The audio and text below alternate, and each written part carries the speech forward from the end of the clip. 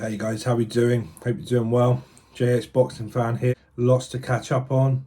I'll be giving my 2 pennies worth on the YouTube boxing stuff we saw at the weekend in just a minute, and looking ahead to the domestic boxing action this weekend. But let's start on the international scene. Last weekend we saw Tim Tszyu over in Australia retain his super lightweight title at 154 pounds. A comprehensive unanimous points decision win against Brian Mendoza. You know, it's a 24-0, looks to be the real deal in that division, and I suspect unification is on the horizon for him. And speaking of unification, Yanibek Yamanduli, the Kazakhstani, a destructive 6-round stoppage of Caterall to unify the middleweight WBO and IBF titles. He looks to be a real problem. Awkward southpaw, carries real power in his left hand, and I suspect Jamal Charlo and Lara, the other champions of that division, will be trying to stay well away from Yanibek. I'm going to touch on the YouTube stuff. I know it's been well documented in some other channels, and I'll be full and frank to say that I didn't watch it live in the end. I did since catch up on it on Saturday night by various people who had paid for the pay-per-view or had streamed it, to say how disappointing it was, and I concur. It was worse than I was expecting, actually. I mean, look, I give them the credit first and foremost. Anyone who gets in the boxing ring, we know the dangers of this sport. We only have to look as far back as Sheffield a couple of weeks ago. Conor Coghill subsequently suffers some ill health and spent some time in hospital, so our thoughts are with Conor Coghill following that fight with Hobie Price. Dylan Dennis, I thought that was one of the most disappointing performances I've seen from anyone in the crossover boxing space since probably Ben Askren.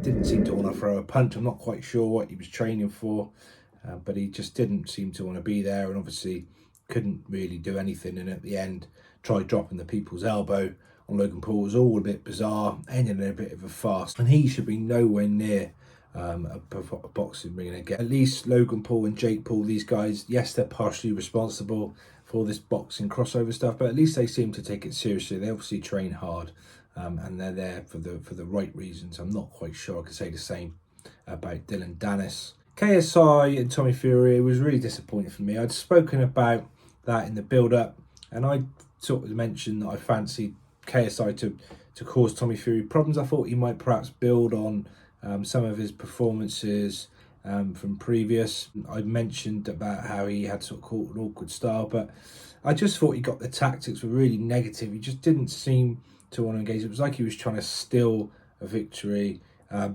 He was sort of jumping around outside range. Okay, he landed the odd 1-2 when he managed to sort of jump in, but very sporadic. And he just did nothing on the inside whatsoever. He just wanted to tie Tommy Fury up in a clinch. Thought that given he'd been working with London shoot fighters, he might be more effective on the inside, but he just didn't want to do anything. Thought the referee should probably have taken points off, really. But I was disappointed that Tommy Fury couldn't sort of negate that, use his size and strength to push him back and have some effect, really. And I think Tommy Fury, for me, needs to step away from this crossover stuff now. Sort of serious about pursuing a career in the professional ranks. Go and see if he can win a British title. He's had 2 points decision wins against Jake Paul and now KSI. No doubt he's made a boatload of money from it. Just doesn't seem to want to plant his feet and let his hands go. It's like he's almost afraid of getting stopped by one of these guys, or he just doesn't have the ability. I'm not sure, but I think from his perspective, yes, he won the fight. I think he applied more pressure. I don't see how KSI claimed to have won the fight. Anyone came out of that with any credit in the end. The most action we actually saw was John Fury in the build-up when he laid into that perspex screen. We should have seen John Fury and never KSI might have given us a bit more action. The other fight, Salt Pappy and Slim, probably the most entertaining fight of the night, not because of the stoppage, but because they both seem to want to engage. Although I must admit, I did feel a bit uncomfortable in the end with the way the fight ended. Some of those shots that were going on Salt Pappy, I know he lost a lot of weight in the build-up to that fight. I think it could perhaps been stopped a bit earlier. You do then sort of ask questions about the safety of these fights. How are they matched? Are they evenly matched? And how are they managing the weights and that sort of thing?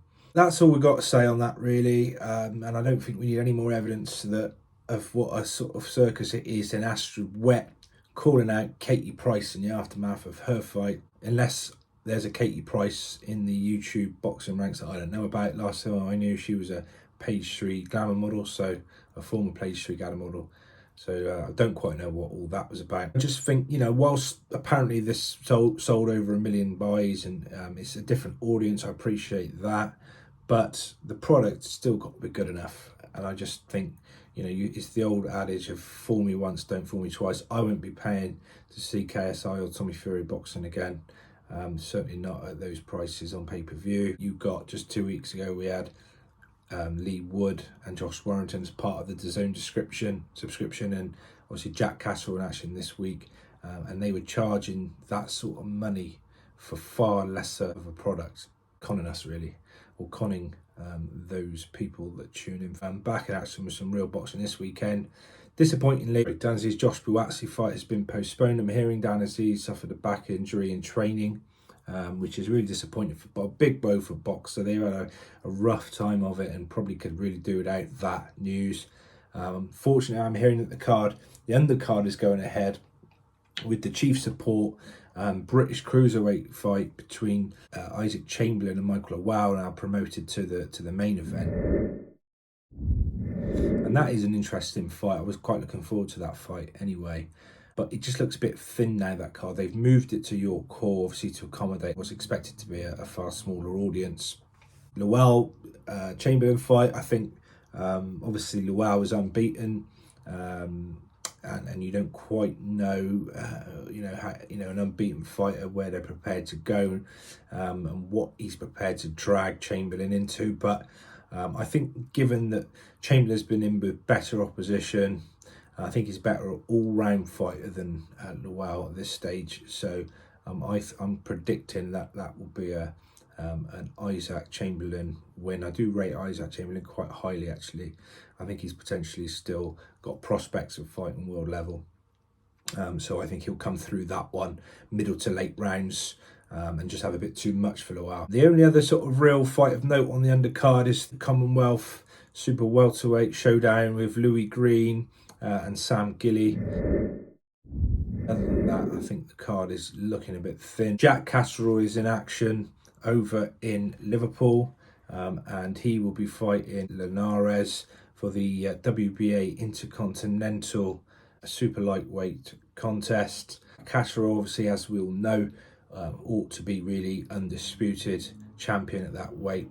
Following the controversy with his fight with Josh Taylor last year, he should be undefeated. He will no doubt have his sights set on a rematch or another showdown with Josh Taylor perhaps next year, maybe at 147. And I just think that he's going to have too much for Linares on that one. Linares, seasoned professional, has achieved great things in the sport, but I think he's obviously coming to the tail end of his career, not in great form, moving up in weight. And I suspect it'll be quite a comfortable night's work for Jack Caterall. In the undercard, that was the super featherweight showdown between Akib Fiaz and Reece Bellotti. That's an interesting fight. Fiaz a real prospect in that division. Reece Bellotti in a good run of form himself. So that promises to be an interesting fight. Campbell Hatton is in action. Shabab Masood in action. So it's an interesting night of boxing. I'll be speculating between the two. I hope you enjoy if you're watching. Catch me for my reaction on the next video. Thanks for listening. Don't forget, keep liking, sharing, subscribing if you're new to the channel. And thanks again for watching, guys.